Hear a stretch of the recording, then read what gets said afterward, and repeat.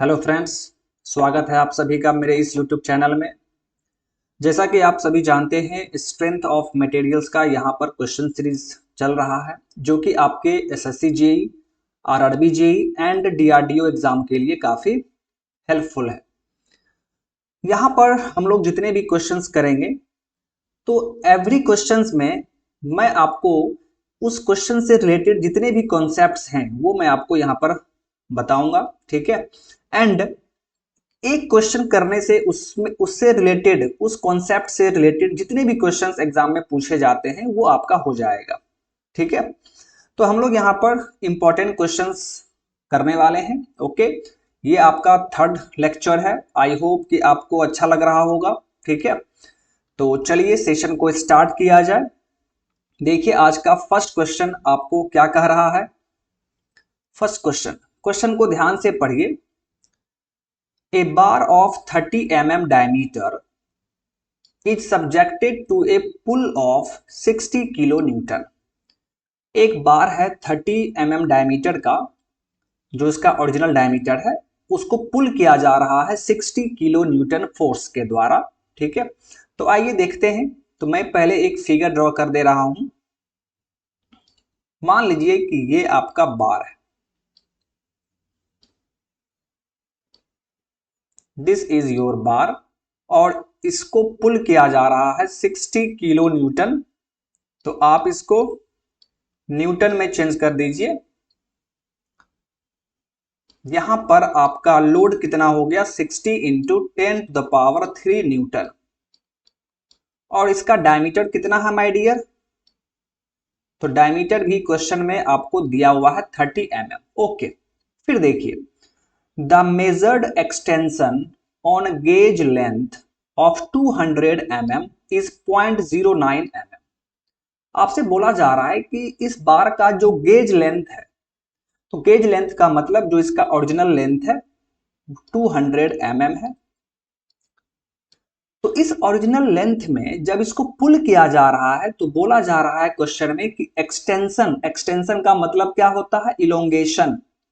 Extension को आप क्या बोलेंगे, इलोंगेशन, या आप यहां पर इसको डिफॉर्मेशन भी बोल सकते हैं। तो क्वेश्चन में इलोंगेशन दिया हुआ है, लेंथ में कितना चेंज हो रहा है, तो आपको दिया हुआ है 0.09 mm। दैट मीन्स क्वेश्चन के अकॉर्डिंग आपको चेंज इन लेंथ दिया हुआ है 0.09 mm, okay. And change in diameter is 0.0039 mm। Diameter में कितना चेंज होगा वो भी आपको यहां पर दिया हुआ है। Delta D is equal to 0.0039 mm। Then find its Poisson's ratio. तो आपसे पॉइजन्स रेशियो पूछा जा रहा है, ओके। फिर देखिए यहां पर P का वैल्यू दिया हुआ है 60 इंटू 10⁻³ न्यूटन। ओरिजिनल डायमीटर हमें दिया हुआ है 30 mm। ओरिजिनल लेंथ हमें दिया हुआ है 200 mm। तो ये सभी चीज यहां पर गिवन है और आपको पॉइजन्स रेशियो निकालना है। अब ध्यान से यहां पर देखिए, इस क्वेश्चन में ये आपका ओरिजिनल बार है जिसका ओरिजिनल डायमीटर डी दिया हुआ है 30 mm, ओरिजिनल लेंथ 200 mm। जब आप इसको पुल करेंगे तो सोचिए इसके लेंथ में चेंज आएगा, लेंथ चेंज करेगा, दैट मीन्स लेंथ इंक्रीज करेगा। तो कितना लेंथ इंक्रीज किया है वो आपको क्वेश्चन में दिया हुआ है। और चूंकि लोड आपका एक्स डायरेक्शन में लग रहा है, तो एक्स डायरेक्शन में जो हमें स्ट्रेन मिलेगा उसे हम लॉन्गिट्यूडनल स्ट्रेन कहते हैं। मतलब ये हुआ कि लेंथ के डायरेक्शन में हमें लॉन्गिट्यूडनल स्ट्रेन मिलेगा। फिर क्या बताया था मैंने कि लोड के परपेंडिकुलर डायरेक्शन में हमें लेटरल स्ट्रेन मिलता है। तो यहां पर एक्स डायरेक्शन में लोड है तो हमें वाई डायरेक्शन में यहां लेटरल स्ट्रेन मिलेगा। और लेटरल स्ट्रेन में कौन सा डायमेंशन चेंज कर रहा है, लेटरल स्ट्रेन में आपका डायमीटर चेंज होने के कारण हो रहा है। दैट मीन्स वाई डायरेक्शन में आपको डायमीटर चेंज कर रहा है। तो आपसे पॉइजन्स रेशियो पूछा जा रहा है, बड़ा ही सिंपल सा क्वेश्चन है। तो देखिए माय डियर, क्वेश्चन को सॉल्व करते हैं। आप जानते हैं Poisson's ratio is equal to क्या होता है? Lateral strain divide by longitudinal strain, divide by longitudinal strain. Okay, चलिए देखिए, so mu is equal to longitudinal strain क्या होगा? तो यहां पर एक्स डायरेक्शन में आपको जो स्ट्रेन मिलेगा उसे हम लॉन्गिट्यूडनल स्ट्रेन कहेंगे, और लेटरल स्ट्रेन हमें वाई डायरेक्शन में मिलेगा। ओके, फिर देखिए वाई डायरेक्शन में आपका डायमीटर चेंज हो रहा है, सो स्ट्रेन क्या हो जाएगा? Delta D by D. Okay, x direction में आपका लेंथ चेंज हो रहा है, तो स्ट्रेन को कैसे लिखेंगे? Delta L by L. तो इस तरह हम लोग लिखते हैं, ठीक है ना। तो चलिए, सभी वैल्यूज आपको दिया हुआ है, बस आपको वैल्यूज पुट करना है। So mu is equal to delta D, देखिए क्वेश्चन में गिवन है 0.0039 and diameter 30 mm। Okay, divided by delta L आपको 0.09 दिया हुआ है, डिवाइड बाय एल 200 mm। सभी आपका mm में है तो कैंसल आउट हो जाएगा। बस अब आप इसे सॉल्व कर लीजिए। 0.0039 डिवाइड बाय 30 इंटू 0.09, और ये 200 ऊपर चला जाएगा। अब इसको बस सिंप्लीफाई कर लीजिए। देखिए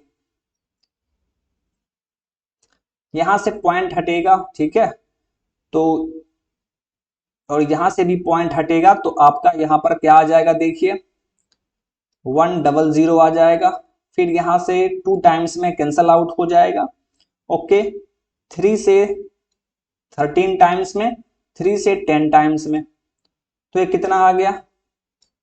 फिर 2 से ये 5 टाइम्स में कटेगा, तो 13 डिवाइड बाय 45, 13 डिवाइड बाय 45 आ रहा है। अब इसका वैल्यू आप निकाल लेंगे, ठीक है। 13 बाय 45 कैलकुलेट कर लीजिए, देखिए कितना वैल्यूज आएगा? 0.288, 0.288, ठीक है। तो ये अप्रॉक्स कितना है my dear? 0.289। So Poisson's ratio of this bar will be equal to 0.289। यही आपसे पूछा जा रहा था, तो देखिए आपका आ चुका है। So correct answer will be option C. I hope ये आपको ये क्वेश्चन समझ में आया होगा, बड़ा ही सिंपल सा क्वेश्चन था। तो चलिए अब नेक्स्ट क्वेश्चन की तरफ मूव करते हैं। देखिए इस क्वेश्चन में क्या कह रहा है, क्वेश्चन को ध्यान से पढ़िए। आपसे बोला जा रहा है the elongation of a conical bar due to its self weight. हमने प्रीवियस क्वेश्चन सेशन में प्रिज्मेटिक बार का देखा था। प्रिज्मेटिक बार में सेल्फ वेट के कारण कितना इलोंगेशन होगा वो हमने देखा था। अब देखिए एक क्वेश्चन आ रहा है कि कॉनिकल बार अगर हुआ तो फिर उस बार के केस में सेल्फ वेट के कारण कितना इलोंगेशन होगा। तो आइए देखते हैं, ध्यान से आप देखेंगे। मान लीजिए माय डियर फ्रेंड, ये आपका कॉनिकल बार है। Let us assume this is a conical bar. ये आपका कॉनिकल बार है। ओके, चलिए अब देखते हैं यहां पे इस बार का लेंथ, इस कॉनिकल बार का जो लेंथ है माय डियर, वो मान लीजिए एल है। दिस लेंथ इज एल, और इसका बेस मान लीजिए ये आपका डी है। और इस कॉनिकल बार का वेट डेंसिटी गामा है। गामा क्या है? Weight density of the bar, और इसका यूनिट क्या होगा? न्यूटन पर मीटर क्यूब, ठीक है। ओके, यानी ये होता है आपका गामा इंटू वॉल्यूम कर देंगे तो हमें टोटल सेल्फ वेट मालूम चल जाता है। चलिए, बहुत ही अच्छा। और इस बार का यंग्स मॉडुलस कैपिटल ई है। तो यहां पर देखिए, यहां पर देखिए माय डियर फ्रेंड, यानी इस सेक्शन पर, ये जो आपका सेक्शन है, इस सेक्शन पर माय डियर फ्रेंड आपका टोटल सेल्फ वेट काम करेगा। यहां पर आपका टोटल सेल्फ वेट काम करेगा। P क्या है? Total self weight. ओके, तो कोनिकल बार के केस में जो डेल्टा का वैल्यू होता है elongation due to self weight, इसका फॉर्मूला होता है gamma L square by 6E, gamma L square by 6E। Gamma यहां पर क्या है? Weight density, weight density in Newton per metre cube. तो ये आपको याद रखना है, gamma L square by 6E। अब इसको थोड़ा कंपेयर करते हैं प्रिज्मेटिक बार से। आपने पढ़ा था delta of prismatic bar due to self weight is equal to, आपने क्या पढ़ा था? आपने पढ़ा था gamma L square bye 2E। फिर यहां पर आप क्या देख पा रहे हैं? यहां पर आप देख पा रहे हैं कि deformation of conical bar CB due to self weight is equal to gamma L square by 6E। ये आप देख पा रहे हैं। ओके, इसको थोड़ा सा सिंप्लीफाई कर लीजिए, यहां से 1/3 बाहर निकाल लीजिए, तो आप इसको कैसे लिखेंगे? Gamma L square bye 2E, ऐसा लिख सकते हैं जी। और gamma L square bye 2E ये क्या है? ये है प्रिज्मेटिक बार का deformation due to self weight. So we can easily write here delta CB due to self weight is equal to क्या होगा? 1/3 टाइम्स या 1/3 बोल सकते हैं आप, 1/3 of deformation of prismatic bar due to self weight. ये relation आपको ध्यान में रखना है, ये आपसे पूछा जाएगा एग्जाम में, कितनी बार पूछा गया हुआ है। ठीक है, अगर एक प्रिज्मेटिक बार है और एक कोनिकल बार है, ठीक है, तो कोनिकल बार में जो इलोंगेशन होगा सेल्फ वेट के कारण, वो प्रिज्मेटिक बार के इलोंगेशन का 1/3 होगा। लेकिन कंडीशन अप्लाई है, ये कंडीशन होगा कि दोनों का सेल्फ वेट सेम होना चाहिए। दोनों का सेल्फ वेट, जैसे कोनिकल बार में आप टोटल सेल्फ वेट P देख रहे हैं, तो इसी के मैग्नीट्यूड के इतना सेल्फ वेट प्रिज्मेटिक बार का भी होना चाहिए। दोनों केस में सेल्फ वेट सेम होना चाहिए। तो उस केस में कोनिकल बार में जो डिफॉर्मेशन होगा, जो इलोंगेशन होगा, वो प्रिज्मेटिक बार के कंपैरिजन में 1/3 हो जाएगा। आई होप कि आप समझ गए होंगे और इसको आपको याद रखना है। सो इस क्वेश्चन में हमसे सिर्फ डिफॉर्मेशन पूछा जा रहा है, इलोंगेशन पूछा जा रहा है, तो उसका फॉर्मूला आप यहां पर देख पा रहे हैं, gamma L square by 6E। So correct answer is option A. Okay, चलिए अब नेक्स्ट क्वेश्चन की बात करते हैं। देखिए, ये बहुत ही अच्छा क्वेश्चन है, सिंपल सा है, बट ये बहुत सारे एग्जाम्स में पूछा गया हुआ है। देखिए क्या कह रहा है, if A rigidity connected bar of steel and copper is heated. Steel and copper का एक रिजिडली कनेक्टेड बार है, मतलब दोनों को एक साथ में कनेक्ट किया गया है, या आप ये बोल सकते हैं कि कंपोजिट बार है। ठीक है, दोनों को एक साथ में कनेक्ट कर दिया गया है, तो ये कंपोजिट बार हुआ। या आप ये बोल सकते हैं कि यहां पर बार जो है वो पैरेलल कनेक्शन में है। ठीक है, आप बोल सकते हैं ऐसा। तो इस कंपोजिट बार को हीट किया जा रहा है। हीट करने का मतलब क्या है माय डियर? हीट करने का मतलब क्या है कि आप वहां पर टेम्परेचर राइज कर रहे हैं, यही मतलब होगा ना जी। हीट करने का मतलब क्या है कि आप उसका टेम्परेचर राइज कर रहे हैं। तो फिर क्वेश्चन में ये है, the copper bar will be subjected to. तो फिर कॉपर बार में कौन सा स्ट्रेस काम करेगा? वो उसमें कंप्रेशन होगा या शियर या टेंशन, ये आपको बताना है। ओके, आई होप कि आपको ये चीज समझ में आ गया। चलिए अब मैं यहां पर इसका फिगर ड्रॉ करता हूं। सबसे पहले ध्यान देंगे, बहुत ही अच्छा क्वेश्चन है माय डियर।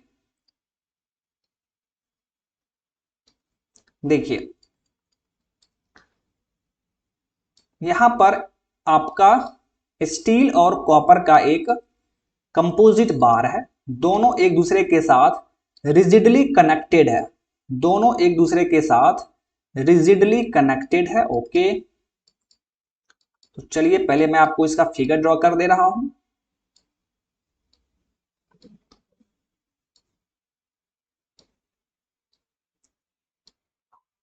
ध्यान से देखेंगे, ये अंदर में जो आप देख रहे हैं, अंदर में जो आप बार देख रहे हैं, ये मान लीजिए स्टील बार है। This is your steel bar, this is your steel bar. Okay,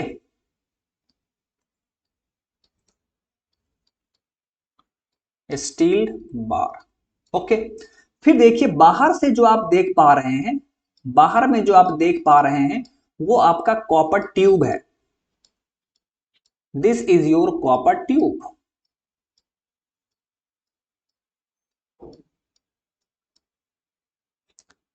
copper tube, इसको आप 1 मान लीजिए एंड स्टील बार को 2 मान लीजिए। ओके, चलिए, तो यही हो गया आपका rigidly connected steel and copper. इसे हम कंपोजिट बार भी बोलते हैं। ठीक है, इसे हम लोग क्या बोलते हैं? कंपोजिट बार। ओके, चलिए अब यहां पर देखते हैं क्या कह रहा है। कह रहा है कि इसका टेम्परेचर हम राइज कर रहे हैं, इसका हम टेम्परेचर राइज कर रहे हैं। ओके, जब टेम्परेचर राइज करेंगे तो इन दोनों मटेरियल्स का coefficient of thermal expansion different है, अलग अलग वैल्यू है, अल्फा का वैल्यू दोनों के लिए डिफरेंट है। तो पहले मैं आपको यहां पर अल्फा का वैल्यू लिख दे रहा हूं।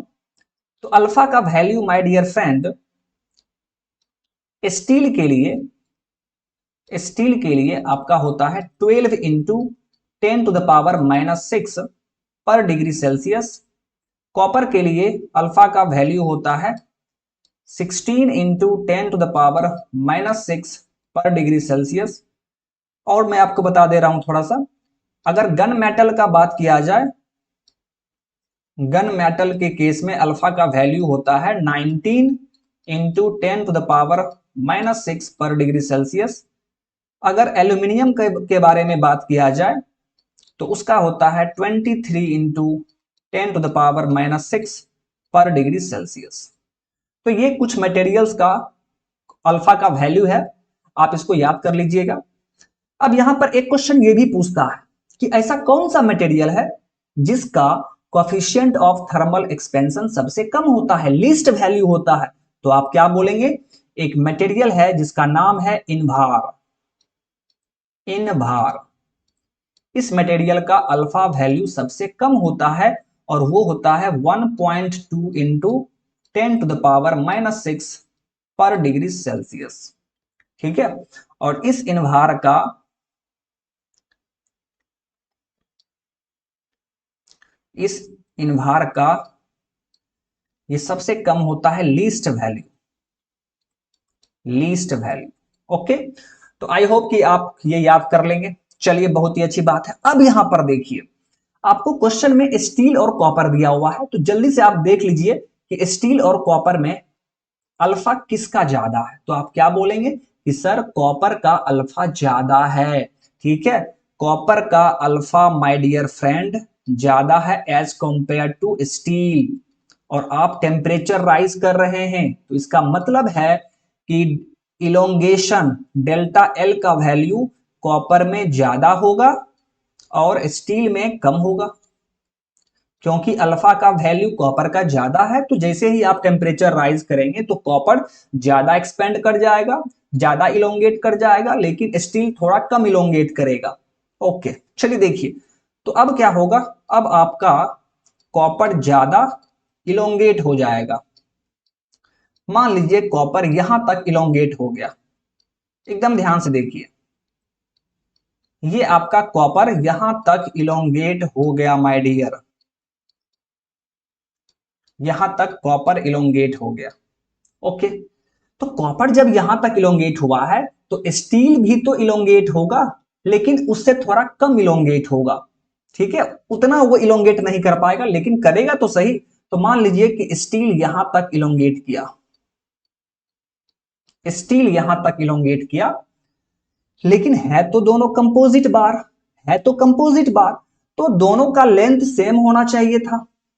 एक्सपेंड करने के बाद भी दोनों का लेंथ सेम होना चाहिए था। इसका क्या मतलब है, देखिए आपका कॉपर यहां तक आ चुका है, कॉपर यहां तक एक्सपेंड कर गया है, लेकिन स्टील देखिए यहीं तक एक्सपेंड किया है, क्योंकि इसका अल्फा कम होता है। लेकिन दोनों कंपोजिट बार है तो दोनों को क्या होना चाहिए था, दोनों को एक साथ ही होना चाहिए था। तो अब क्या होगा, तो दोनों एक साथ होने के लिए आप खुद सोचिए, स्टील तो यहां तक जा नहीं सकता है, स्टील यहां तक नहीं आ सकता है, ठीक है। तो यहां पर क्या होगा, देखिए ये कॉपर थोड़ा सा कंप्रेस होगा और ये स्टील जो है थोड़ा सा इलोंगेट होगा, तो बीच में आपका दोनों क्या होगा, दोनों आकर मिल जाएगा। यहां तक मान लीजिए दोनों आ गया, तो यहां तक आकर ये कंपोजिट बार आपका हो जाएगा, ठीक है। इसका मतलब क्या है कि स्टील में टेंशन क्रिएट हो रहा है, आप स्टील को खींच रहे हैं, स्टील में टेंशन प्रोड्यूस हुआ है, और कॉपर में क्या हुआ, कंप्रेशन प्रोड्यूस हुआ है। ये कंप्रेस हुआ है तब जाके फिर कंपोजिट बार बन पाएगा। और यही आपसे पूछा जा रहा था कि हम लोग जब हीट करेंगे तो कॉपर में क्या लगेगा, तो कॉपर में कंप्रेशन लगेगा, ठीक है। और इसका आंसर क्या होगा, कंप्रेशन। तो अब यहां पर एक पॉइंट मैं आपको बता रहा हूं, प्लीज आप ध्यान देंगे। अगर आप कोई कंपोजिट बार है और यदि उस बार का आप टेम्परेचर इंक्रीज करते हैं, तो उस टाइम जिस बार का कॉफिशिएंट ऑफ थर्मल एक्सपेंशन ज्यादा होगा, तो उस बार में इलोंगेशन भी ज्यादा होगा, तो उस बार में कंप्रेसिव फोर्स लगेगा, दैट मीन्स उस बार में कंप्रेसिव स्ट्रेस लगेगा। और जिस बार का अल्फा कम होगा, जैसे यहां पर स्टील देख रहे हैं, तो उस केस में स्टील के लिए या जिसका अल्फा कम होगा उसके लिए वहां पर टेंशन प्रोड्यूस होगा, टेंशन फोर्स वहां पर काम करेगा, टेंसाइल स्ट्रेस वहां पर लगेगा। बात समझ में आ रहा है, तो यही इसका नोट पॉइंट है। तो आप क्या बोलेंगे, तो आप यहां पर बोलेंगे कि कॉपर में कंप्रेशन लगेगा। और अगर इसका उल्टा बोल दिया जाए, इसको रिवर्स कर दिया जाए, आप यहां पर टेम्परेचर बढ़ा रहे थे, हो सकता है कि किसी क्वेश्चन में बोल दिया कि टेम्परेचर घटा रहे हैं, तो ध्यान से देखेंगे आप,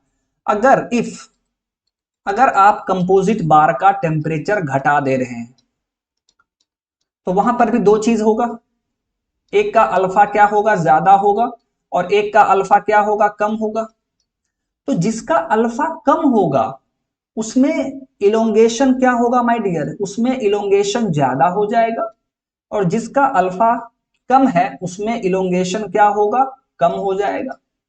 लेकिन ध्यान दीजिए, चूंकि आप टेम्परेचर डिक्रीज कर रहे हैं, तो कंपोजिट बार कॉन्ट्रैक्ट होगा, वहां पर इलोंगेट नहीं करेगा, कॉन्ट्रैक्ट होगा वो। अब जब कॉन्ट्रैक्ट होगा, यही मान लीजिए यहां तो इलोंगेट हुआ है ना, लेंथ बढ़ा है, लेकिन जब टेम्परेचर घटाएंगे तो लेंथ डिक्रीज करेगा।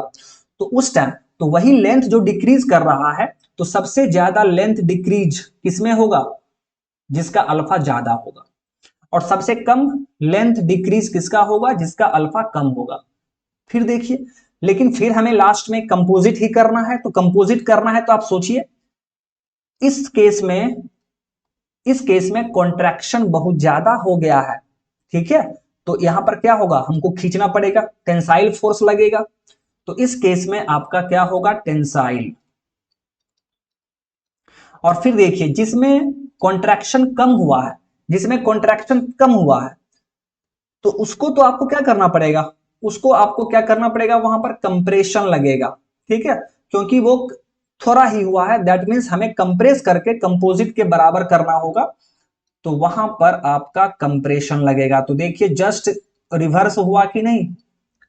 इस केस में क्या था, इस केस में आप देख रहे थे कि अल्फा कॉपर का ज्यादा था, इलोंगेशन भी ज्यादा हुआ, तो कॉपर में कंप्रेशन, और स्टील में क्या हुआ, टेंशन। तो देखिए इसका जस्ट रिवर्स यहां पर हुआ कि नहीं। तो यही चीज आपको ध्यान में रखना है। आई होप कि आप ये चीज समझ गए होंगे, और ये जो वैल्यूज मैंने अल्फा का लिखा है वो वैल्यूज भी आप याद रखेंगे। ओके, तो इसका आंसर क्या होगा, ऑप्शन ए। चलिए अब नेक्स्ट क्वेश्चन देखते हैं। देखिए क्वेश्चन में क्या कह रहा है, Poisson's ratio of perfectly linear elastic material. कह रहा है कि एक परफेक्टली लीनियर इलास्टिक मटेरियल है। अब इसका मतलब क्या है वो समझिए। परफेक्टली लीनियर इलास्टिक मटेरियल है माय डियर, तो इसका यदि आप स्ट्रेस वर्सेस स्ट्रेन डायग्राम बनाते हैं परफेक्टली लीनियर इलास्टिक मटेरियल के लिए, सिग्मा और ये एप्सिलॉन, तो इस केस में क्या होगा, मान लीजिए कि ये इलास्टिक लिमिट है, ये इलास्टिक लिमिट है, और फिर आपने बॉडी पर जो लोड आपने लगाया है वो मान लीजिए इलास्टिक लिमिट से थोड़ा पहले तक आपने वहां पर लोड को अप्लाई किया और वहां पर डिफॉर्मेशन हुआ है। तो देखिए यहां पर आप लोडिंग को शो कर रहे हैं, आप लोड को अप्लाई किए हैं और इस पॉइंट पर जाकर आपने क्या किया, इसको अनलोड कर दिया। तो जब ये अनलोड होगा माय डियर फ्रेंड, तो आप जानते हैं कि ये वापस इसी पाथ के द्वारा, इसी सेम पाथ के द्वारा ये यहां पर आ जाएगा। This point is O, that means वो कंप्लीट अपना शेप को रिगेन कर लेगा। इसी टाइप के मटेरियल को हम लोग परफेक्टली लीनियर इलास्टिक मटेरियल कहते हैं। अब आप खुद सोचिए, खुद सोचिए एक बॉडी था और उस पर आपने पी लोड अप्लाई किया, तो इसमें क्या होगा, इसमें डिफॉर्मेशन होना शुरू होगा। यहां पर आप बोल सकते हैं कि सर लेंथ बढ़ेगा लेकिन विड्थ डिक्रीज होगा और थिकनेस भी डिक्रीज होगा, होगा ना जी। आप इसको पुल कर रहे हैं तो लेंथ इंक्रीज होगा और बाकी का डायमेंशन क्या होगा, डिक्रीज हो जाएगा।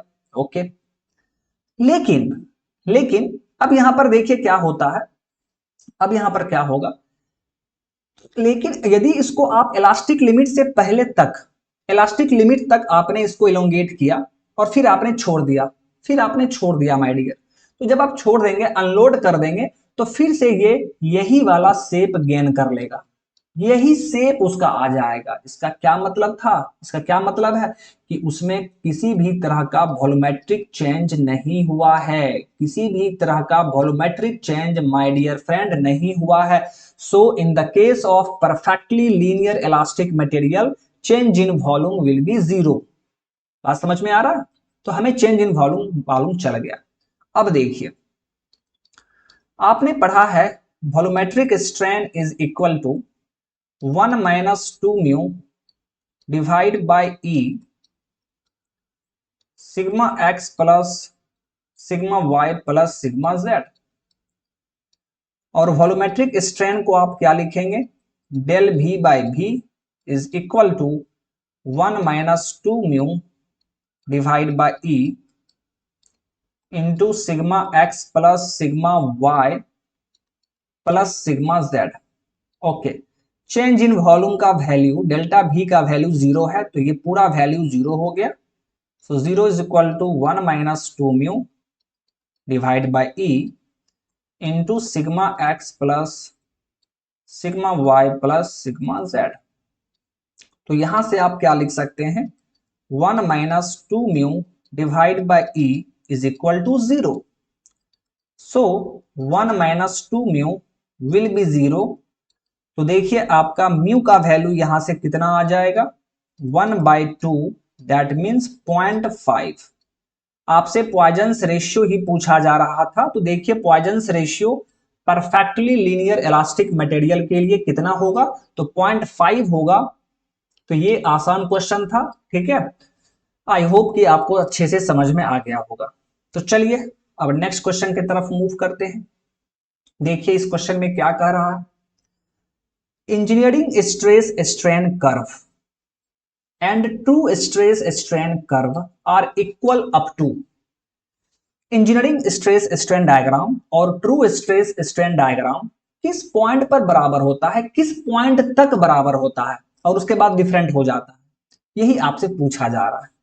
तो आइए सबसे पहले मैं आपको दोनों कर्व ड्रॉ करके दिखा दे रहा हूं, फिर मैं आपको दोनों डायग्राम के बारे में भी कुछ पॉइंट बता दूंगा। आइए देखिए एक बड़ा सा डायग्राम बनाते हैं।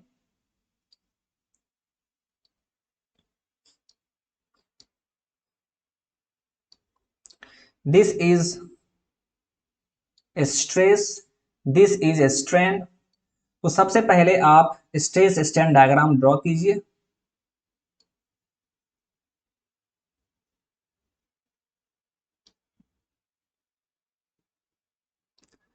ये हो गया आपका इंजीनियरिंग स्ट्रेस स्ट्रेन डायग्राम। इस डायग्राम को हम लोग क्या कहते हैं? Engineering stress versus engineering strain diagram. Okay, चलिए अब मैं यहां पर आपको true stress true strain diagram draw करके दिखाता हूं।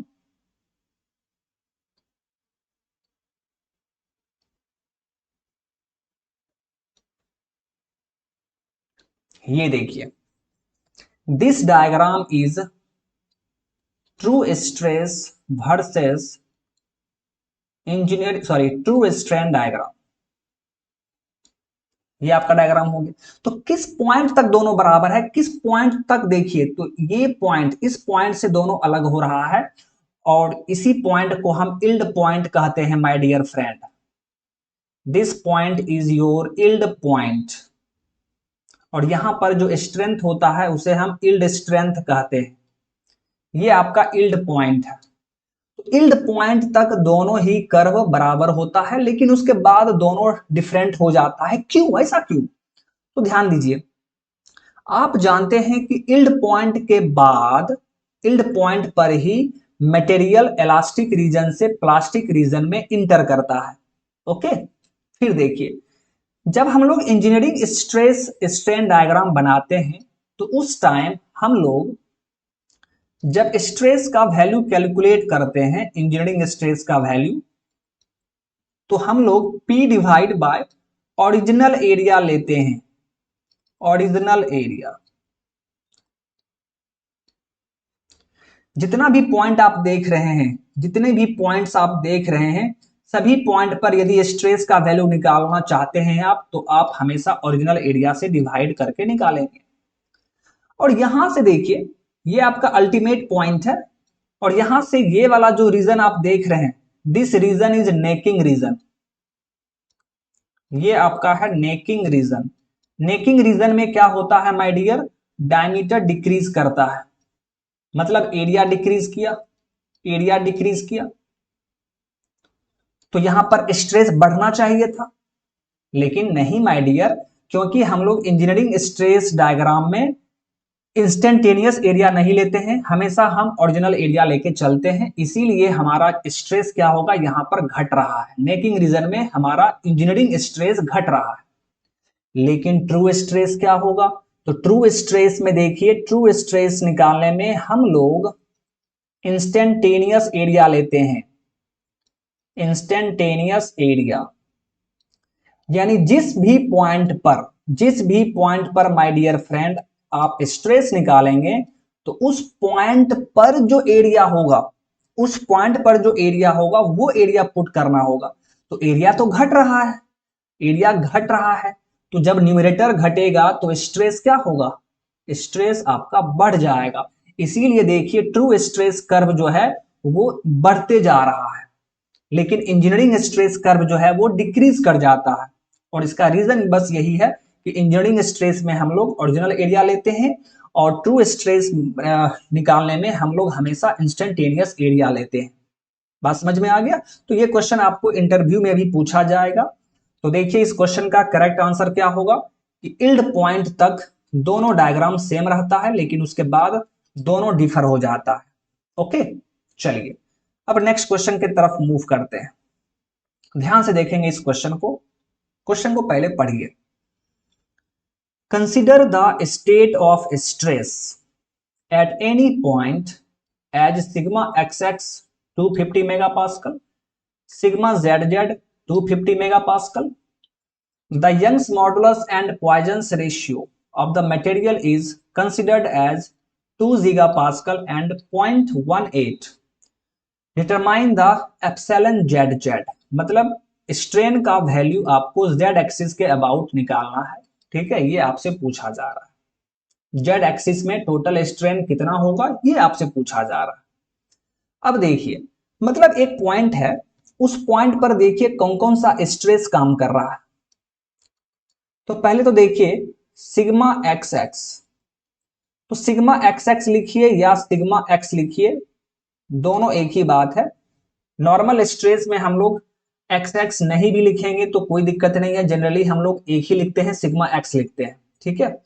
तो सिग्मा एक्स का वैल्यू हमें दिया हुआ है 250 मेगा पास्कल। सिग्मा वाई हमें नहीं दिया हुआ है, तो सिग्मा वाई का वैल्यू हम 0 मान लेंगे। और सिग्मा जेड देखिए कितना है, 250 मेगा पास्कल। मतलब सिग्मा एक्स और सिग्मा जेड दोनों आपस में बराबर है। ओके, यंग्स मॉडुलस का वैल्यू भी देखिए आपको दिया हुआ है कितना, 2 गीगा पास्कल, यानी 2 into 10⁻³ mega pascal. And Poisson's ratio is 0.18। तो आपसे स्ट्रेन का वैल्यू पूछा जा रहा है जेड एक्सिस में।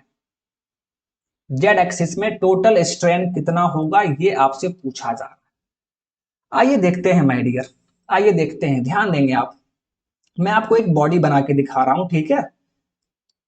एक 3 डायमेंशनल बॉडी आप देख लीजिए तो आपको सब कुछ समझ में आ जाएगा। ये आपका 3 डायमेंशनल बॉडी है।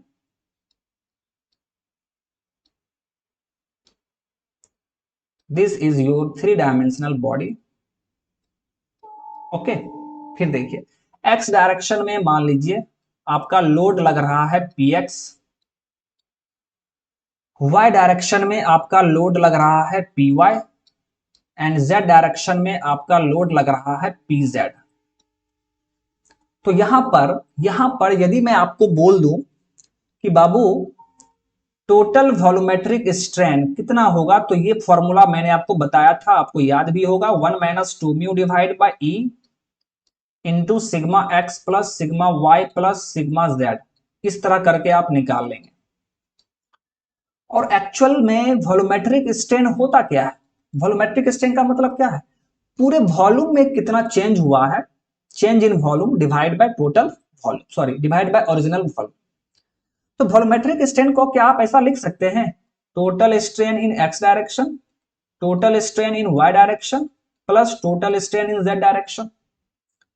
एक्स डायरेक्शन में जितना स्ट्रेन होगा, वाई डायरेक्शन में जितना स्ट्रेन होगा, और जेड डायरेक्शन में जितना स्ट्रेन होगा, सभी को हम लोग ऐड कर देंगे तो फिर हमें वॉल्यूमेट्रिक स्ट्रेन मिल जाएगा। ओके, अब बात करते हैं यहां पर हम लोग, हमसे क्या पूछा जा रहा है, strain in z direction. Okay, ध्यान से सुनेंगे आप, ध्यान से देखेंगे, हमें स्ट्रेन इन जेड डायरेक्शन निकालना है। ओके, तो जेड डायरेक्शन में देखिए, ध्यान से देखिएगा, जेड डायरेक्शन में लोड लग रहा है pz। तो जिस डायरेक्शन में लोड लगता है उस डायरेक्शन में हमें लॉन्गिट्यूडनल स्ट्रेन मिलता है। तो पहला जेड डायरेक्शन में पहला स्ट्रेन हमें कौन सा मिल रहा है, लॉन्गिट्यूडनल स्ट्रेन, किसके कारण, pz के कारण। तो आप क्या लिखेंगे यहां पर, तो आप लिखेंगे sigma Z by E, sigma Z by E. Strain क्या होता है, सिग्मा बाई ई होता है ना। तो जेड डायरेक्शन में जो स्ट्रेस होगा डिवाइड बाय यंग्स मॉडुलस। तो ये हो गया आपका longitudinal strain. This is your longitudinal strain due to pz, pz के कारण। ओके, लेकिन सिर्फ इसी pz के कारण स्ट्रेन z डायरेक्शन में नहीं हो रहा है ना। जब px लोड लग रहा होगा, सोचिए, जब px लोड लग रहा होगा तो x डायरेक्शन में हमें लॉन्गिट्यूडनल मिलेगा, एंड साथ ही साथ y डायरेक्शन में हमें लैटरल मिलेगा, z डायरेक्शन में भी लैटरल मिलेगा। px के कारण, px के कारण हमें z डायरेक्शन में लैटरल स्ट्रेन मिलेगा। उसको आप कैसे लिखेंगे, तो उसको आप लिखेंगे minus mu into sigma X by E, minus mu into sigma X by E. ऐसा क्यों, सिग्मा एक्स बाई ई क्या है, longitudinal strain in x direction, लेकिन हमें लैटरल मिल रहा है ना जेड डायरेक्शन में, तो माइनस म्यू से मल्टीप्लाई करना होगा। फिर सोच रहे होंगे आपसे माइनस से क्यों मल्टीप्लाई किए, क्योंकि लैटरल और लॉन्गिट्यूडनल अपोजिट नेचर का होता है तो माइनस साइन लगाना पड़ेगा। इस दोनों को ऐड कर दीजिए। ओके, फिर देखिए, फिर इस पीवाई के कारण, पीवाई लोड वाई डायरेक्शन में लग रहा है, तो इस पीवाई के कारण वाई डायरेक्शन में हमें लॉन्गिट्यूडनल स्ट्रेन मिलेगा, लेकिन एक्स और जेड डायरेक्शन में लैटरल मिलेगा। मतलब जेड डायरेक्शन में इस पीवाई के कारण भी लैटरल स्ट्रेन मिलेगा, और उसका भी मैग्नीट्यूड कितना होगा, तो minus mu into sigma Y divide by E. यहां पर सिग्मा वाई बटे ई क्या है, longitudinal strain in Y direction, और फिर वहां से हम लोग लेटरल स्ट्रेन निकाल लेंगे, तो माइनस म्यू मल्टीप्लाई हो जाएगा। तो देखिए टोटल स्ट्रेन जेड डायरेक्शन में कितना हो गया, इस तीनों स्ट्रेन को हमें जोड़ना होगा। जेड डायरेक्शन में टोटल स्ट्रेन, तो एक तो पी जेड के कारण जेड डायरेक्शन में लॉन्गिट्यूडनल स्ट्रेन होगा। ओके, पी एक्स के कारण जेड डायरेक्शन में लेटरल स्ट्रेन होगा, वही हमने यहां पर लिखा। फिर पी वाई के कारण भी जेड डायरेक्शन में हमें एक लेटरल स्ट्रेन मिलेगा, वो हमने लिख दिया। तो total strain in z direction क्या होगा, तीनों को ऐड कर दीजिए, बस हो गया।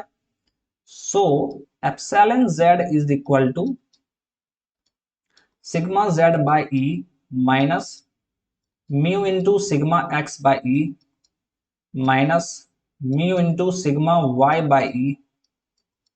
अब यहां से देखिए क्वेश्चन में सिग्मा वाई 0 है, तो ये वैल्यू पूरा क्या हो गया, 0। So epsilon Z is equal to, इस दोनों से 1 बाई ई कॉमन निकाल लीजिए, तो क्या मिलेगा हमें, sigma Z minus mu times sigma X. Okay, so 1 by E का वैल्यू देखिए कितना है, 2 into 10⁻³ into sigma Z 250 minus mu का वैल्यू कितना है, तो देखिए म्यू का वैल्यू 0.18 इंटू सिग्मा एक्स कितना है 250। तो यहां से आप 250 कॉमन भी निकाल सकते हैं। सो 250 कॉमन निकाल लेंगे तो नीचे में क्या है 2000 है, और यहां पर क्या हो जाएगा 1 माइनस 0.18। ओके, आप इसे सॉल्व कर लेंगे। 250 डिवाइड बाय 2000 इंटू 0.82, तो देखिए क्या वैल्यू आएगा, एक जीरो कैंसिल हो गया 25 से 8 टाइम्स में, तो 0.82 डिवाइड बाय 8, तो इसका वैल्यू देख लीजिए कितना आएगा 0.82 डिवाइड बाय 8। सो ये आ रहा है माय डियर 0.1025, तो आप इसको अप्रॉक्स 0.103 भी बोल सकते हैं। यही देखिए आंसर होगा, total strain in z direction 0.103। Okay, so correct answer is option B. चलिए अब नेक्स्ट क्वेश्चन की तरफ मूव करते हैं।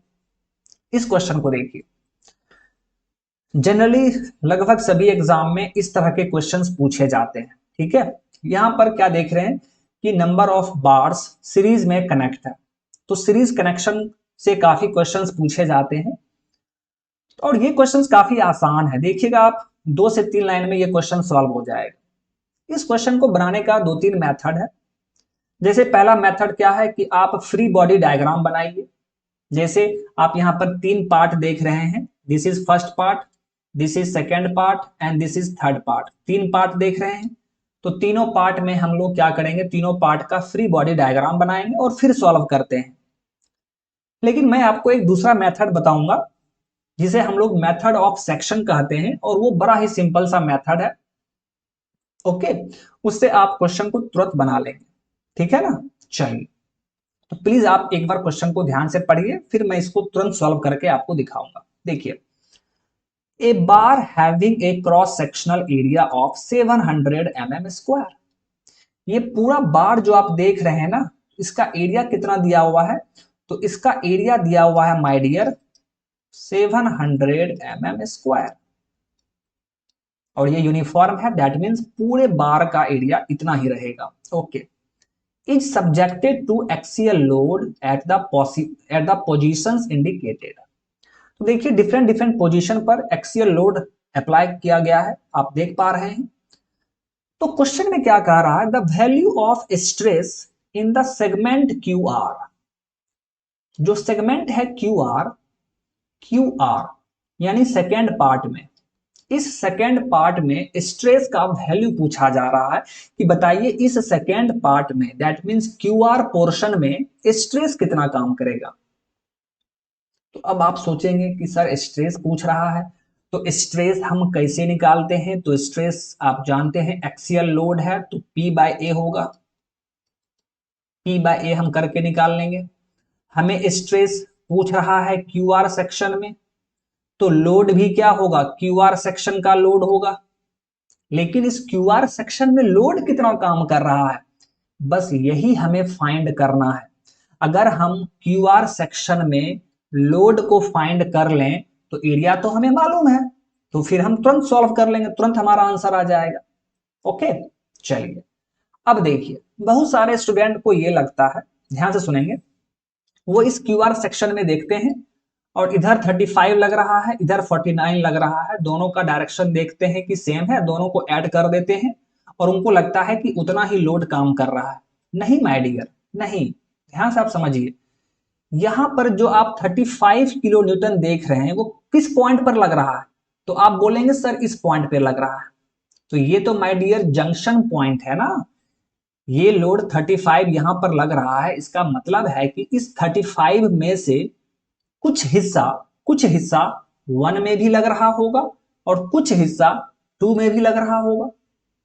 उसी तरह 49 किलो न्यूटन का जो लोड देख रहे हैं वो इस पॉइंट पे एक्ट कर रहा है, मतलब इस 49 का कुछ पार्ट थर्ड पार्ट में भी काम कर रहा होगा और कुछ सेकेंड पार्ट में भी काम कर रहा होगा। तो यही दिक्कत है, तो इस तरह आप सिंपली जोड़ के नहीं निकाल सकते। तो उसके लिए एक मेथड है, method of section, method of section.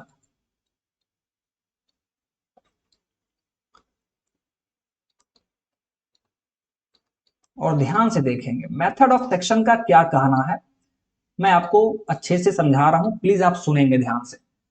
Method of section का कहना है कि किसी भी पोजीशन में, किसी भी सेक्शन में यदि हमें लोड को निकालना हो, लोड आपका फोर्स भी हो सकता है, मोमेंट भी हो सकता है, तो मोमेंट के केस में भी हम लोग मेथड ऑफ सेक्शन लगाएंगे, सभी के लिए सेम है। तो जिस सेक्शन में हमें लोड निकालना है, जिस पोर्शन में, तो उस पोर्शन में जो आपका लोड होगा, जैसे मान लीजिए कि यहाँ पे क्यू आर सेक्शन में हमें लोड निकालना है, तो क्यू आर सेक्शन में आप एक सेक्शन ले लीजिए अपने मन से, ये सेक्शन हो गया। तो मेथड ऑफ सेक्शन का कहना है कि इस सेक्शन पर जो लोड एक्ट करेगा वो हम इस तरह निकालेंगे, या तो आप इस सेक्शन के लेफ्ट में देखिए या तो राइट में देखिए। जिस पोर्शन में हमें लोड निकालना है उस पोर्शन में सेक्शन ले लेंगे और उस सेक्शन के या तो लेफ्ट में देखेंगे या तो राइट में देखेंगे। तो अगर किसी एक तरफ देखिए और उस एक तरफ देखने के बाद जितना भी लोड वहां पर एक्ट कर रहा है सभी को ऐड कर दीजिए, उतना ही लोड आपको उस सेक्शन पर काम करेगा।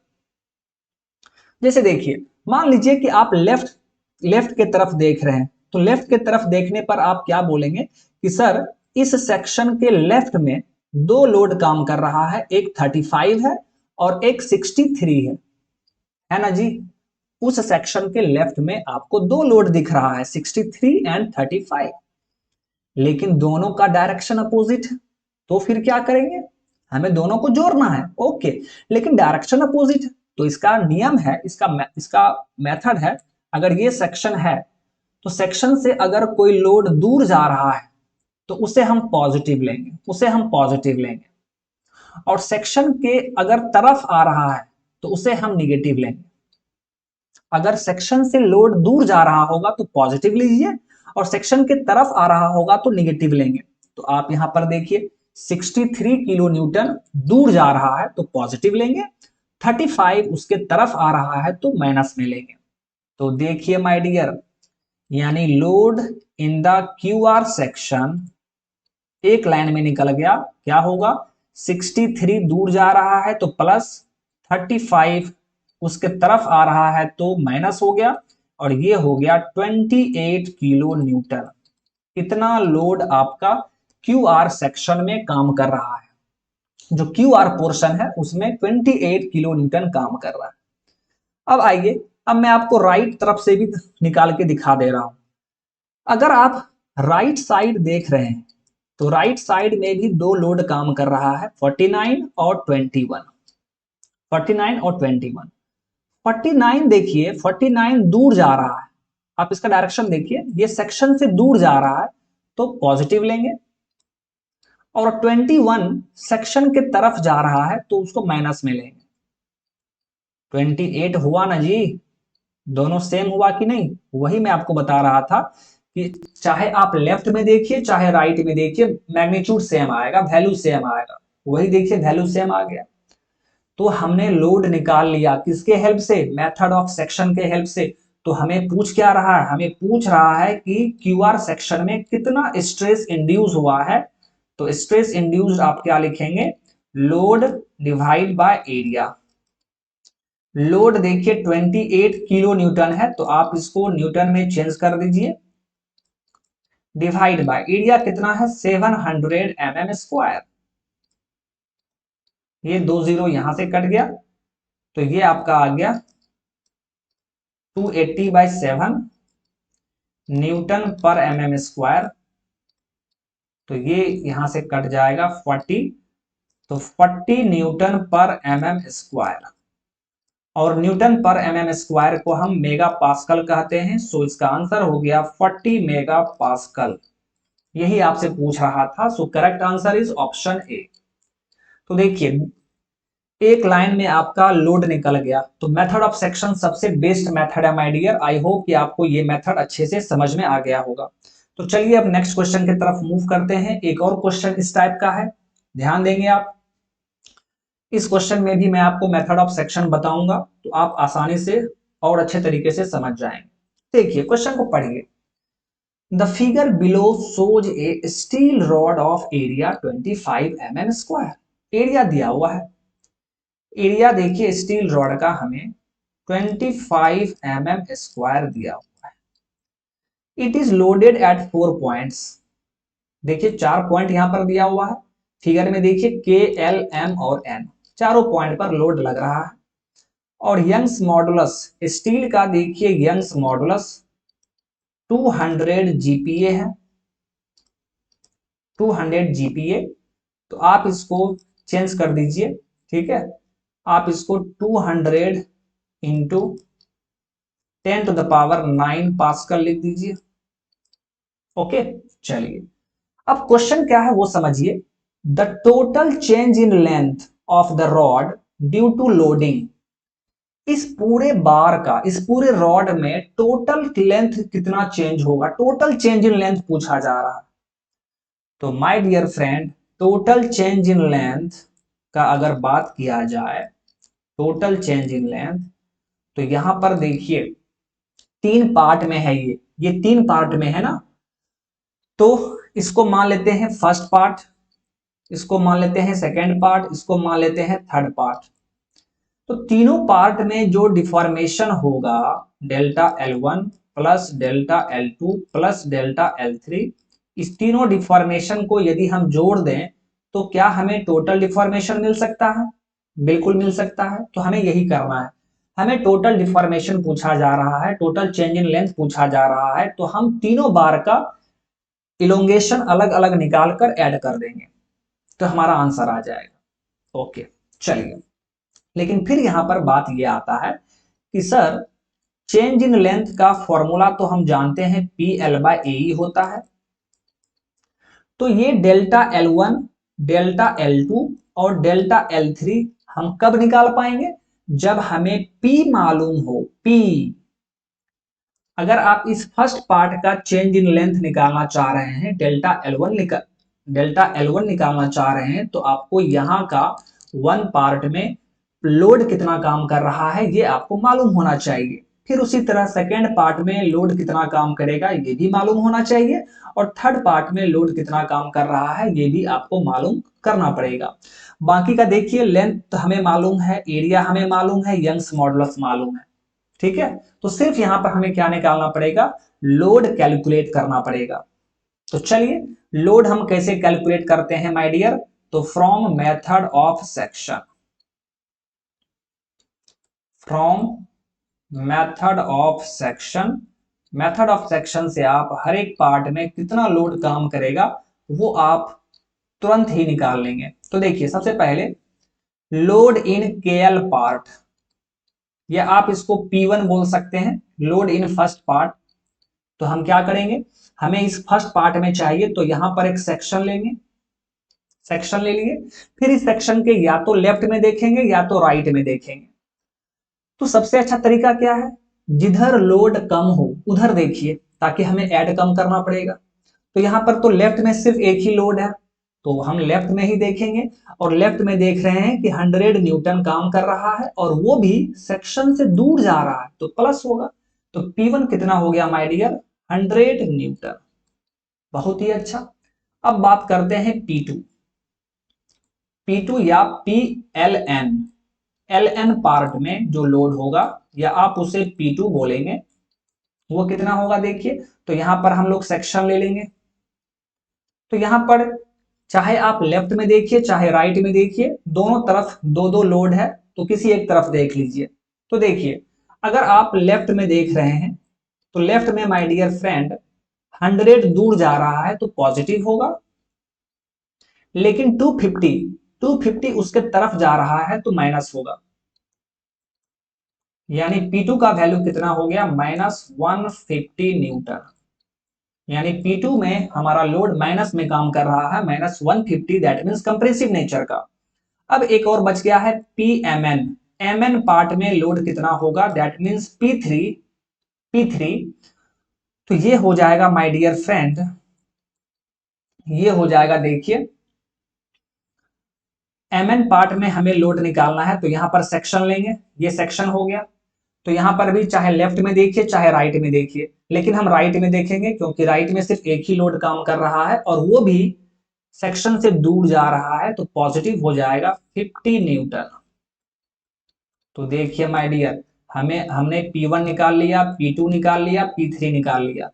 अब हम लोग direct total change in length निकालेंगे, टोटल चेंज इन लेंथ।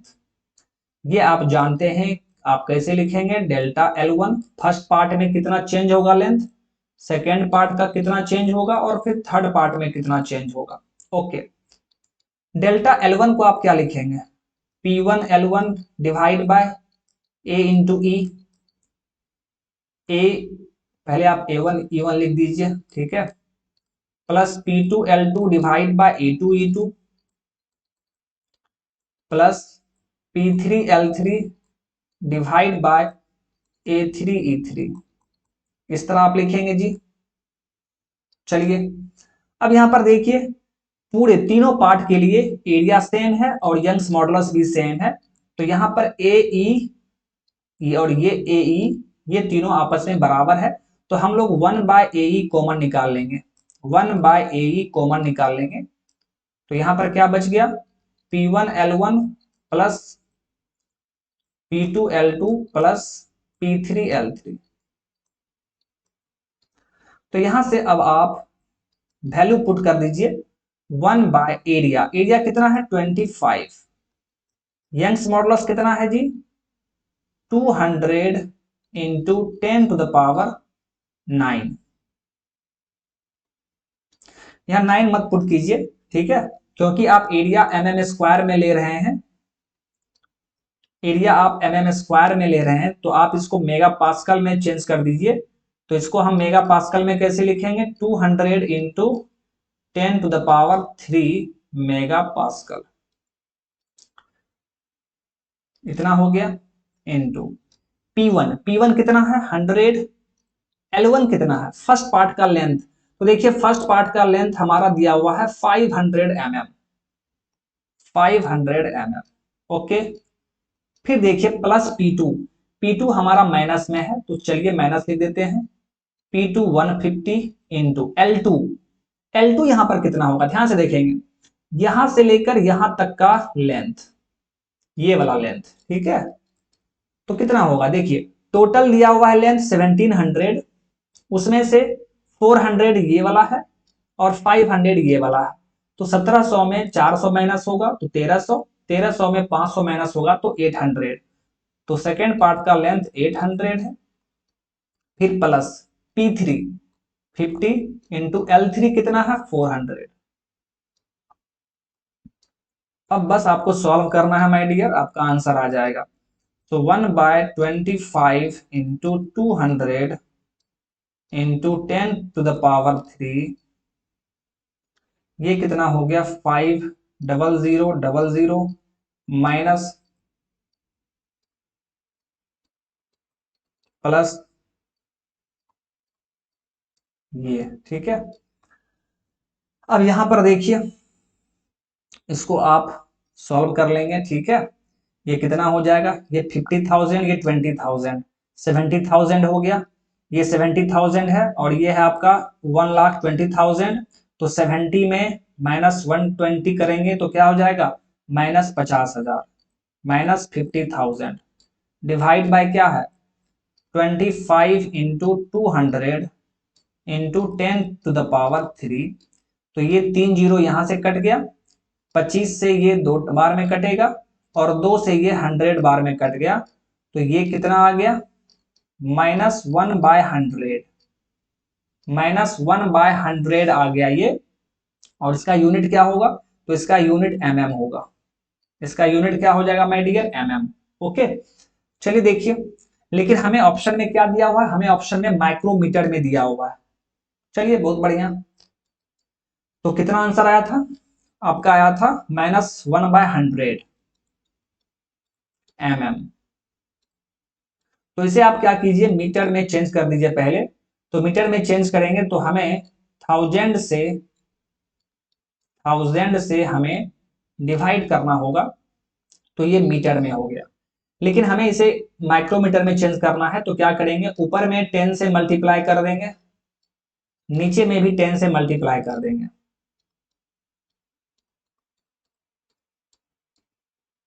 इतना मीटर, ओके। तो देखिए -10 डिवाइड बाय, नीचे में क्या हो गया 10⁻6 मीटर। तो ये हो जाएगा -10 इंटू 10⁻⁻6 मीटर। अब देखिए 10⁻⁻6 मीटर को क्या बोलते हैं, माइक्रोमीटर बोलते हैं, माइक्रोमीटर, 1 माइक्रोमीटर। तो ये आपका क्या आ गया -10 माइक्रोमीटर, -10 माइक्रोमीटर आ गया, ठीक है। और यही आपसे पूछा जा रहा था। तो देखिए करेक्ट आंसर क्या होगा, ऑप्शन बी। तो थोड़ा सा ये आपका लेंदी क्वेश्चन था, थोड़ा सा यहाँ पर सिंप्लीफिकेशन करना पड़ेगा, लेकिन देखिए बहुत ही जल्द हो गया। आई होप कि आपको ये अच्छे से समझ में आ गया होगा। तो चलिए अब नेक्स्ट क्वेश्चन की बात करते हैं। ध्यान से आप देखेंगे इस क्वेश्चन को। ए रॉड ऑफ लेंथ 20 mm, एकदम ध्यान से पढ़िए, बहुत ही अच्छा क्वेश्चन। कह रहा है कि एक रॉड है 20 mm लेंथ का। ओके, देखिए एक रॉड है 20 mm का। तो ये इसका क्या हो गया, ये इसका ओरिजिनल लेंथ हो गया, ओरिजिनल लेंथ। अब कह रहा है is stretched to make a rod of length 40 mm। इसको हमने स्ट्रेच कर दिया, यानी इस रॉड से देखिए इसको हमने स्ट्रेच कर दिया, और स्ट्रेच करके अब इसका लेंथ कितना हो गया 40 mm। हमने स्ट्रेच किया इसको, okay. Subsequently it is compressed to make a rod of final length 10 mm। अब क्या किया, अब इसको कंप्रेस कर दिया, एक बार इसको स्ट्रेच किया तो 20 से 40 हो गया। अब कह रहा है कि फिर से इसको कंप्रेस किया जा रहा है, यानी 40 mm को कंप्रेस करके अब देखिए अब जो रॉड बना है कंप्रेस करने के बाद उस रॉड का लेंथ 10 mm हो गया। बात समझ में आ रहा है, स्टार्टिंग में 20 mm का था, उसको स्ट्रेच किया 40 mm हो गया, फिर से कंप्रेस किया 10 mm हो गया। ओके, तो पूछा जा रहा है consider the longitudinal tensile strain as positive, longitudinal tensile strain को पॉजिटिव लेंगे और कंप्रेसिव स्ट्रेन को निगेटिव लेंगे। Okay, then the total true longitudinal strain in the rod, तो आपको यहां पर टोटल ट्रू लॉन्गिट्यूडनल स्ट्रेन पूछा जा रहा है। ठीक है, टोटल ट्रू लॉन्गिट्यूडनल स्ट्रेन पूछा जा रहा है, मतलब ट्रू स्ट्रेन पूछ रहा है। ओके, अब देखिए यहां पर, तो यदि हम यहां पर अगर आपसे लॉन्गिट्यूडनल स्ट्रेन पूछ दें, या सिंपल वे में मैं आपको ये बोलूं कि बाबू इंजीनियरिंग स्ट्रेन यहां पर कितना होगा, तो इंजीनियरिंग स्ट्रेन हम कैसे कैलकुलेट करते हैं। इंजीनियरिंग स्ट्रेन में हमें देखिए बीच में क्या हो रहा है हमें उससे कोई मतलब नहीं है, बीच में क्या हो रहा है हमें उससे कुछ मतलब नहीं है, हम सिर्फ इनिशियल और फाइनल देखते हैं, इनिशियल और फाइनल देखते हैं क्या निकालने में, इंजीनियरिंग स्ट्रेन निकालने में। और ये जो 10 mm आप देख रहे हैं ये क्या हो गया, फाइनल लेंथ, फाइनल लेंथ। तो इनिशियल और फाइनल सिर्फ हम देखते हैं, तो इंजीनियरिंग स्ट्रेन बराबर क्या होगा, final length minus initial length divide by original length.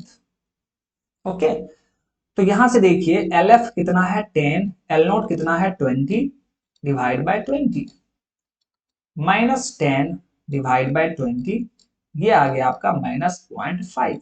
अब आपके माइंड में चल रहा होगा कि सर इंजीनियरिंग स्ट्रेन में तो ठीक है आपने बोल दिया कि हम लोग इनिशियल और फाइनल देखते हैं, लेकिन यहीं पर यदि आपको ट्रू स्ट्रेन पूछ दिया जाए तो ट्रू स्ट्रेन आप कैसे निकालेंगे।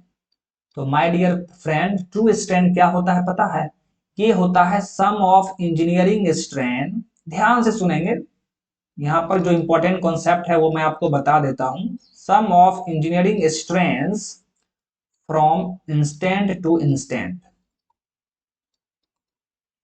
फ्रॉम इंस्टेंट टू इंस्टेंट, मतलब एक इंस्टेंट से दूसरे इंस्टेंट तक जितना भी इंजीनियरिंग स्ट्रेन होगा सबको जोड़ देंगे। मतलब क्या होगा ये देखिए, यहां से यहां तक आने में जो इंजीनियरिंग स्ट्रेन होगा, मतलब हम मान लेंगे कि ये इनिशियल है और ये हमारा फाइनल है, तो यहां पर इंजीनियरिंग स्ट्रेन निकल जाएगा यहां से यहां तक आने में। फिर यहां से यहां तक आने में अब इसे हम मानेंगे इनिशियल और इसे मान लेंगे फाइनल, तो यहां पर भी हमें इंजीनियरिंग स्ट्रेन मिलेगा, दोनों को जोड़ देंगे वही हमारा ट्रू स्ट्रेन होगा। मतलब यहां पर आप कैसे निकालेंगे, ध्यान से देखिएगा, इसका लेंथ मान लीजिए L1, तो आप क्या लिखेंगे, ये आपका हो गया पहला इंजीनियरिंग स्ट्रेन निकालने के लिए L1 minus L0 divide by L0 plus, ये हो गया पहला इंजीनियरिंग स्ट्रेन L0 से L1 तक। फिर अब देखिए अब L1 से LF हो रहा है, यानी अब हमारा इनिशियल लेंथ L1 है, फाइनल लेंथ हमारा LF है, तो क्या लिखेंगे LF minus L1 divide by original length, तो L1 है।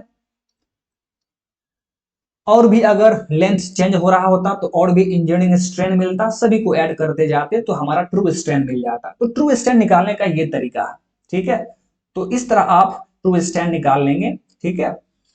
लेकिन इंजीनियरिंग स्ट्रेन में हमें सिर्फ इनिशियल और फाइनल से मतलब है।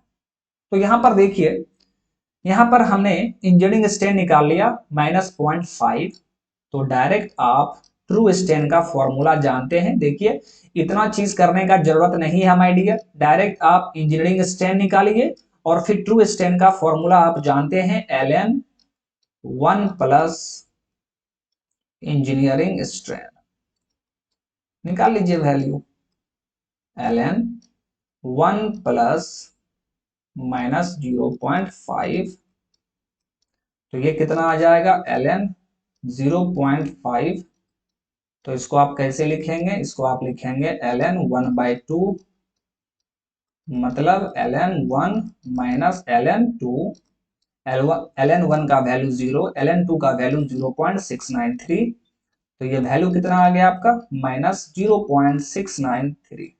तो देखिए ट्रू स्ट्रेन आपको कितना मिल गया, -0.693। तो इसका करेक्ट आंसर क्या होगा, ऑप्शन बी। आई होप कि आपको ये अच्छे से समझ में आ गया। तो चलिए अब इस क्वेश्चन को देखते हैं। A rod of length L and diameter D is subjected to a tensile load P। एक रॉड है my dear, this is your rod, इसका डायमीटर D है और इसका लेंथ L है। इस पर एक टेंसाइल लोड P एक्ट किया जा रहा है। Okay, which of the following is sufficient to calculate the resulting change in diameter. तो यहां पर इस लोड के कारण आप जानते हैं कि यहां पर डायमीटर चेंज होगा, डेल्टा D हमें मिलेगा। तो इनमें से किसका वैल्यू हम निकाल लेंगे जो सफिशिएंट होगा कि हमें वो चेंज इन डायमीटर बता देगा। तो देखिए यहां पर my dear friend, diameter change के बारे में पूछा जा रहा है और लोड लग रहा है एक्स डायरेक्शन में। तो एक्स डायरेक्शन में हमें क्या मिलेगा, लॉन्गिट्यूडनल स्ट्रेन मिलेगा। लेकिन वाई डायरेक्शन में हमें क्या मिलेगा, लेटरल स्ट्रेन। फिर देखिए लॉन्गिट्यूडनल स्ट्रेन में क्या हो रहा है, एक्स डायरेक्शन में हमारा लेंथ चेंज हो रहा है, तो इसको आप कैसे लिखेंगे, delta L by L. Lateral strain मतलब वाई डायरेक्शन में आप देखिए डायमीटर चेंज होगा, तो आप इसको कैसे निकालेंगे, डेल डी बाई डी। तो हमें डेल्टा डी कैलकुलेट करना है, तो उसके लिए हमें लेटरल स्ट्रेन निकालना पड़ेगा। और लेटरल स्ट्रेन आप कैसे निकालते हैं my dear friend, lateral strain is equal to mu into longitudinal strain. एकदम ध्यान से देखिए। फिर देखिए हमें हमें लेटरल स्ट्रेन निकालना है, क्योंकि ये क्या होता है, ये होता है आपका delta D by D is equal to mu into longitudinal strain को आप क्या बोलेंगे यहां पर, सिग्मा एक्स बाई ई, क्योंकि लॉन्गिट्यूडनल स्ट्रेन आपका एक्स डायरेक्शन में है तो स्ट्रेस भी एक्स डायरेक्शन में होगा, डिवाइड बाय ई। ओके, तो देखिए लॉन्गिट्यूडनल स्ट्रेन निकालने के लिए ध्यान से देखना है, डेल्टा डी हमें निकालना है। तो डेल्टा डी हम तभी निकाल पाएंगे जब हमारे पास पॉइजन्स रेशियो हो और यंग्स मॉडुलस हो। ध्यान से देखिएगा, डेल्टा डी हम तभी निकाल पाएंगे जब हम लोगों के पास पॉइजन्स रेशियो हो और यंग्स मॉडुलस हो। Poisson's ratio and Young's modulus, ये दोनों वैल्यू हमें पता होना चाहिए। लेकिन देखिए ऑप्शन में, किसी भी ऑप्शन में ये दोनों नहीं है, तब क्या होगा। तो देखिए आपने एक फॉर्मूला पढ़ा था कल, E is equal to 2G 1 plus mu, ये फॉर्मूला पढ़ा था। अब देखिए यदि हमें E मालूम हो और म्यू मालूम हो, E और म्यू मालूम हो, तो यहां से हम G भी कैलकुलेट कर सकते हैं। या कहने का मतलब यह है कि यदि हमें E और G मालूम हो, E और G मालूम हो तो हम म्यू निकाल सकते हैं। और जैसे ही म्यू मालूम चलेगा हम यहां पर पुट कर देंगे, हमारा डेल्टा डी निकल जाएगा। तो इस क्वेश्चन में देखिए एक ऑप्शन में ये है कि both Young's modulus and shear modulus. Shear modulus का मतलब क्या है, modulus of rigidity, modulus of rigidity यानी जी। तो अगर यंग्स मॉडुलस और जी हमें पता हो, ठीक है, तो आसानी से हम म्यू निकाल सकते हैं। और जैसे ही म्यू मालूम चलेगा तो इस इक्वेशन के हेल्प से हम डेल्टा डी कैलकुलेट कर सकते हैं। सो correct answer will be option D. चलिए अब इस क्वेश्चन को देखते हैं माय डियर। इस क्वेश्चन को देखिए, बहुत ही अच्छा क्वेश्चन है, बहुत ही प्यारा क्वेश्चन है। The loading and unloading response of a metal is shown in the figure. Loading और अनलोडिंग दिया हुआ है, देखिए ये आपका लोडिंग है, दिस इज योर लोडिंग, और ये आपका क्या है माय डियर, अनलोडिंग, यहां अनलोड किया गया। The elastic and plastic strains corresponding to 200 megapascal, 200 megapascal stress पर आपसे इलास्टिक स्ट्रेन और प्लास्टिक स्ट्रेन पूछा जा रहा है। एकदम ध्यान से देखिए, बहुत ही अच्छा क्वेश्चन है माय डियर। इलास्टिक स्ट्रेन और प्लास्टिक स्ट्रेन पूछा जा रहा है, ये पूछा जा रहा है। ओके, तो देखिए माय डियर, ध्यान से देखना है। चलिए मैं फिगर यहां पे ड्रॉ कर लेता हूं, ठीक है।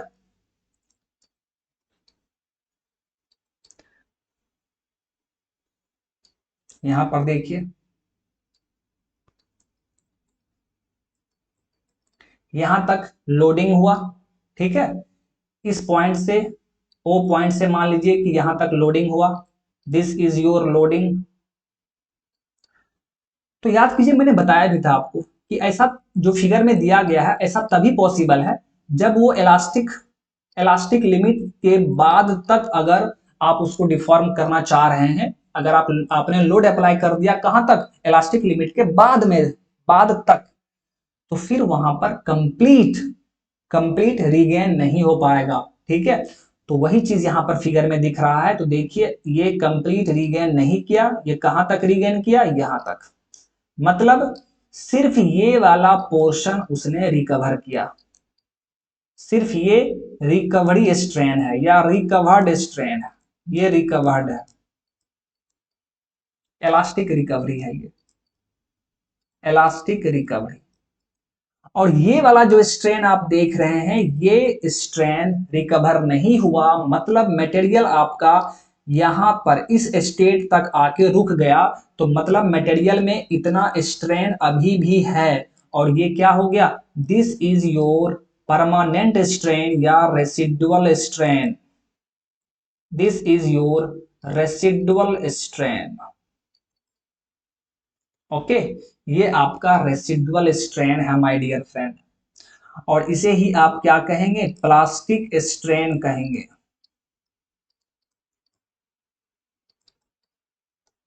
तो यहां पर इलास्टिक स्ट्रेन क्या होगा, तो माय डियर जितना स्ट्रेन रिकवर हुआ है, तो देखिए ये वाला स्ट्रेन रिकवर हुआ है, ये स्ट्रेन रिकवर हुआ है, तो उसे ही हम लोग क्या कहेंगे, इलास्टिक स्ट्रेन। जो रिकवर हो गया उसे हम इलास्टिक स्ट्रेन कहेंगे, और जो रिकवर नहीं हुआ, जितना मटेरियल में अभी परमानेंट स्ट्रेन शो हो रहा है, उस स्ट्रेन को हम लोग प्लास्टिक स्ट्रेन कहेंगे। तो वैल्यूज दिया हुआ है, इस पॉइंट पर देखिए वैल्यू 0.01 है, इस पॉइंट पर 0.03 है। तो elastic strain my dear friend कितना होगा, देखिए 0.03 माइनस 0.01, so this is 0.02। और प्लास्टिक स्ट्रेन कितना होगा, तो प्लास्टिक स्ट्रेन देखिए 0.01। तो आपसे यही पूछा जा रहा था कि इलास्टिक स्ट्रेन और प्लास्टिक स्ट्रेन कितना होगा। तो पहले इलास्टिक इलास्टिक है 0.02 और plastic 0.01। So correct answer is option D, correct answer is option D. तो चलिए माय डियर, ये आपका लास्ट क्वेश्चन था। आई होप कि आपने सेशन को एंजॉय किया होगा, एंड आई होप कि मैंने आपको यहाँ पर जितना भी कॉन्सेप्ट बताया है वो आपको अच्छे से समझ में आ गया होगा। तो आप लोग इसी तरह क्वेश्चन का प्रैक्टिस करते रहिए, और यदि आपको सेशन अच्छे से समझ में आ रहा है तो आप अपने फ्रेंड्स में सेशन को शेयर कर दिया कीजिए एंड सेशन को लाइक कर दिया कीजिए। ओके, सो चलिए आज की सेशन को हम लोग यहीं पर स्टॉप करते हैं, फिर मिलते हैं नेक्स्ट सेशन में। Okay, so thank you my dear, bye bye.